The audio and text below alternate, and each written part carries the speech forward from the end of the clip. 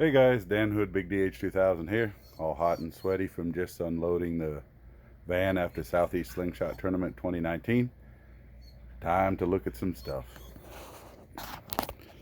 Okay, let's start over here. Mike Miley had some custom targets made this year for the field course, one of which was a tuba. He had a second one made for me per my request. So that's going in my backyard. Darren Gunn Cook gave me some really crazy redwood he was hoping I could use. Ray Rowling brought these incredible Osage Orange natural forks for anybody who wanted them. So we'll see what comes out of that. Will J sent me this, had this. I wanted to see what I could do with it to smooth it up, sand it up nice, clean it up. So we'll see what happens there. So let's look at the shirt. Southeast Slingshot Tournament back in Bama 2019. Haven't worn it yet. BC Precisions. Here they are. Or you can do bulk slingshot ammo. Best just to call the number and let them work it out with you. They were present, did an outstanding job, provided food almost the entire day for us on Saturday. And then they had, oh my gosh, they had ammo in the truck like you wouldn't believe in their trailer. I bought them out of 12 millimeter. They didn't have any when they left because I bought it all. They also brought 2,000 pounds of 3/8. I was trying to convince them that if I paid them $5, would they let me walk around in it barefoot because it was in a pallet. But anyway, I never got a chance to. You guys know JOS, Joss. He brought these lovely hats. Came up from Mexico to compete, did quite well. Really appreciate the hat he gave me. Gonna stick that right back there. Bill Hayes, when he found out it was my birthday on Saturday, he wanted me to pick out of his whole collection. He recommended this. It's one of his designs made by ProShot. A few changes were made after this, so this is more of like a first round prototype from them. And anyway, he let me have it because he knows I shoot over the top, and he says this takes a whole bunch of universal type clips. So anyway, really love it, Bill. Thanks a ton. I'll put that right there. Many of you know I bought this last year from Ken. Makes beautiful leather work, and he had these ammo holders with magnets that hang around your neck. And I told him, well, I said the problem is most of us would probably use it, except they were multiples of 8. This year he came back with multiples of 10 to match our competition, and I bought the belt model. It just slides over your belt, stays perfectly in place. It held my 12 millimeter vertical like this, shook it, none fell off. My name tag. Now here, this is some very special stuff. Okay, you can see, hopefully we can get it to focus. Come on, there it is.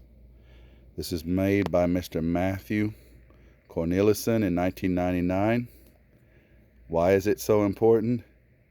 It's his first slingshot that he ever made. Okay, you guys know I collect first. Matthew, huge thanks. Can't say thank you enough to that. This one is the first one ever made by Mr. Drew Bilbrey of Bilbrey Slingshots. As you know, once again, a treasured item to go in the collection of firsts. Someday I'm going to put them together in a nice display case so that everybody can see them, and I'm going to take them to every tournament. Okay, now let's talk about targets. I took this target. Those of us that shot bigger rounds were able to hit it, and when you hit it, it flips over like that and walks. We had a decent fun with that. But this, all I did was cut a heart out of aluminum, put the right size hole in it to where these ram set, they're basically 22 blanks, fit in the hole. Can you tell it was popular? There must be several hundred hits, and the thing went off at least a dozen, if not 24 times over the weekend. So we have some very accurate shooters. And the crazy thing is the little youngsters that were there actually made it go off a few times too, with a bang. Now, finally, the competition. Okay, here's my score sheet. Let me explain what happens. We have a 40 target woods course, 5 points for the first hit, 3 points for the second hit, and that's it. You only get 2 shots. 0 points if you miss both shots. I scored a 155 out of 200, which I thought was better than I normally do. Didn't think anything of it until I realized that it was a very high score for the woods course this year.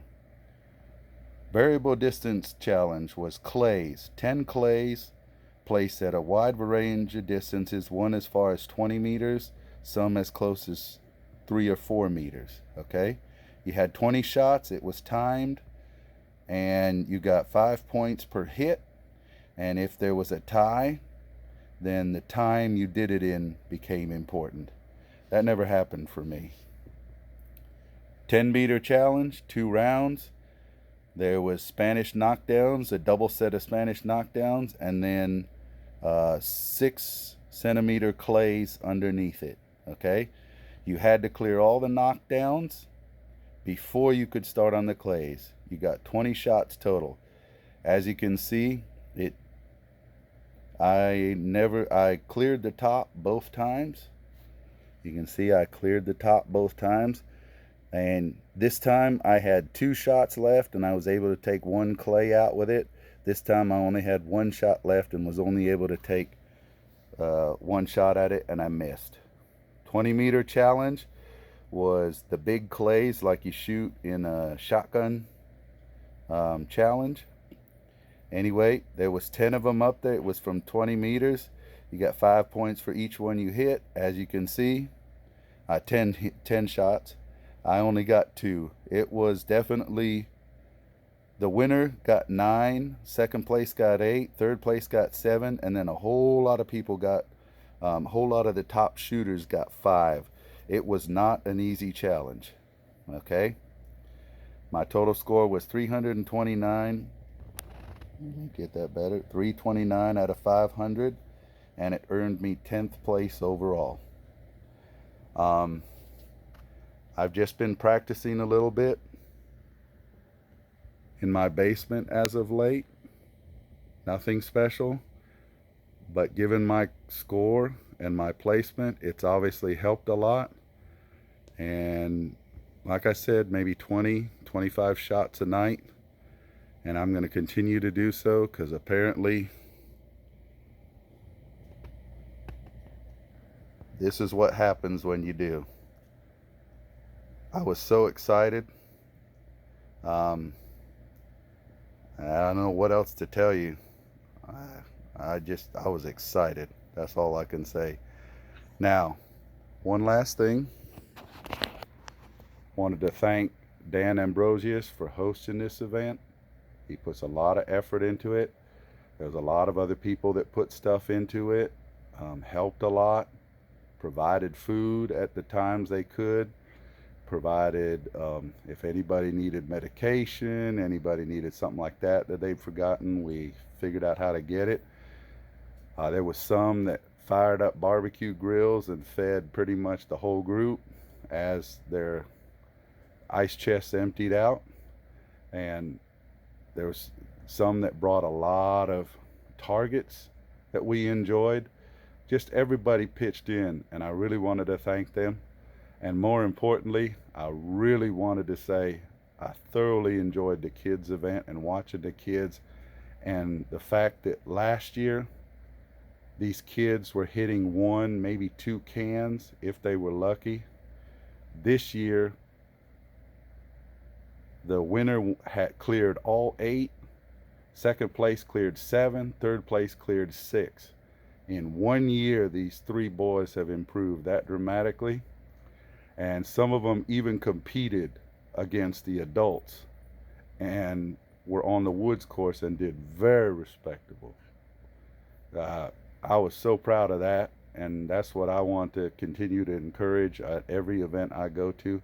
And I'm thankful that Dan Ambrosius does the same. Now, one last look at the stuff.